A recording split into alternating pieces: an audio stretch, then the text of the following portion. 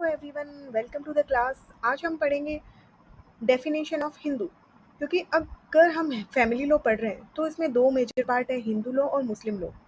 तो ये दोनों ही फैमिली लॉ के मेजर पार्ट है। देखिए, हिंदू लॉ को पांच तरह से डिवाइड कर सकते हैं हम। एक तो था ओल्ड हिंदू लॉ जो 1955 से पहले का था।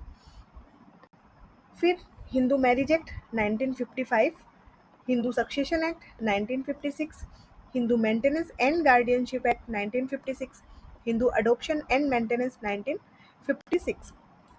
इन सब में कॉमन बात ये दे रखी है कि इन सब में सेक्शन 1 से लेकर 4 तक सेम है, सिर्फ Hindu maintenance and guardianship act को छोड़कर, क्योंकि इसमें गार्डियनशिप एंड वार्ड्स एक्ट भी इंक्लूड किया गया है सेक्शन 2 में।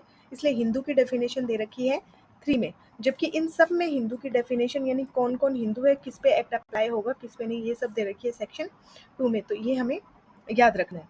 ओके, तो चलते हैं। Who is a Hindu? Hindu कौन है? तो हिंदू कौन होगा? एक बहुत ही वाइड टर्म है। हम ऐसे नहीं बोल सकते कि कोई हिंदू है धर्म से। तो इसको बहुत अलग अलग इंटरप्रिटेशन किया है बहुत सारे केस लॉ से। तो एक बहुत ही वाइड टर्म है।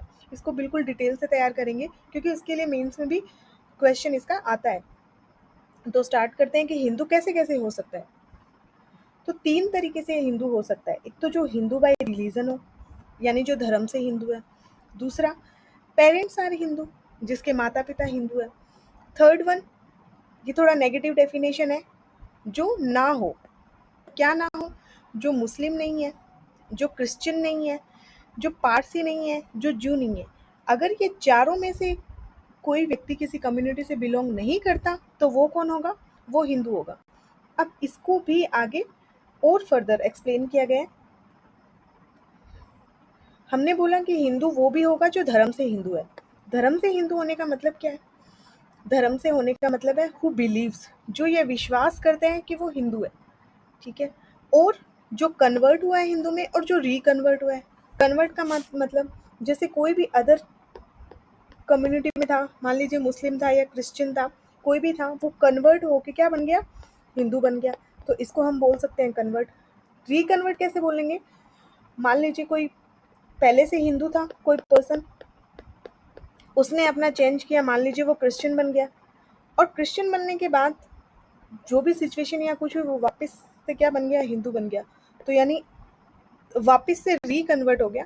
तो ऐसा पर्सन जो रिकन्वर्ट हुआ है या जो कन्वर्ट हुआ है वो भी किस में आएगा? हिंदू में आएगा।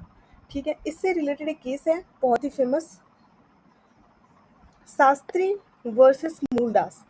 तो इसमें जो जस्टिस गजेंद्र गडगर हुए थे, उन्होंने डिफाइन किया था कि कौन हिंदू होगा। तो 4 तरह की बातें उन्होंने बताई कि अगर ऐसा पर्सन जो पुनर्जन्म में विश्वास रखता है, जो कर्मों में विश्वास रखता है, कई देवी देवताओं की एक साथ पूजा करता है, या जो यह विश्वास करता है कि मेरे पिछले जन्म का कर्म इस जन्म में है और इस जन्म के कर्मों का प्रभाव अगले जन्म में है, तो वो हिंदू होगा। उन्होंने डिफाइन किया और एक सिंपल सी टर्म दी कि हिंदू कोई धर्म नहीं है, ये एक जीवन जीने की पद्धति है। अब ये तो हम बात कर रहे हैं 1956 के बाद की। 1956 से पहले क्या होता था? 1955 तक इन ओल्ड हिंदू लॉ में क्या होता था? वहाँ जो व्यक्ति कन्वर्ट हुआ है या जो व्यक्ति रिकन्वर्ट हुआ है उसे हिंदू नहीं मानते थे। ये पहले था। जैसे कि उसी टाइम का एक पुराना केस लो, अब्राहम वर्सेस अब्राहम। उसमें क्या बोला था? उसमें ये बोला था, Hindu Hindus are found not made.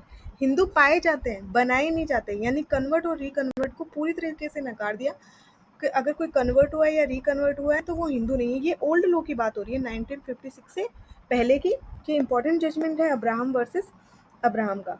फिर इस डेफिनेशन को चेंज किया गया जैसे जैसे सुप्रीम कोर्ट में केसेस आते गए। उनमें से एक फेमस केस लॉ था पेरुमल वर्सेस पुन्नुस्वामी। देखिए इसमें क्या था? पेरुमल एक पर्सन था, ठीक है, वो था हिंदू। उसने शादी की एक क्रिश्चियन लड़की से। शादी के बाद वो जो क्रिश्चियन लड़की थी उसने बिल्कुल से जो मिताक्षरा विधि है, हिंदू विधि, उसको अपना लिया। उसी के अनुसार वो अपना कंडक्ट कर रही थी। उनके जो बच्चा हुआ पुन्नू स्वामी जिसका नाम था, जिसने बाद में इस पे सूट इंस्टीट्यूट किया था, कि परवरिश भी कैसे की थी, बिल्कुल हिंदू की तरह ही की थी। अब किसी कारणवश जो भी रीज़न रहा हो, ये इन दोनों का सेपरेशन हो गया, और सेपरेशन के बाद ये जो वाइफ थी बच्चे को लेकर अलग रहने लग गई, लेकिन उसने उसकी अपब्रिंगिंग जो है वो हिंदू विधि के अनुसार ही की थी। अब जब पुन्नू स्वामी बड़ा हुआ तो उसने अपने फादर पर जॉइंट फैमिली, जॉइंट जो प्रॉपर्टी थी उसमें पार्टीशन का सूट इंस्टीट्यूट कर दिया। ठीक है, तो अब पुन्नू स्वामी ने, ये जो पेरुमल था, उसने क्या तर्क दिए कोर्ट में, ये बोला कि मैंने एक क्रिश्चियन लड़के से शादी की थी, तो फर्स्ट मेरी ये शादी ही वैलिड नहीं है। दूसरा, ये जो बच्चा पैदा हुआ है पुन्नू स्वामी, ये तो क्रिश्चियन है, और जबकि मैं हिंदू हूँ, तो मेरी प्रॉपर्टी, मेरे सक्सेसर जो भी है हिंदू को जाएगी।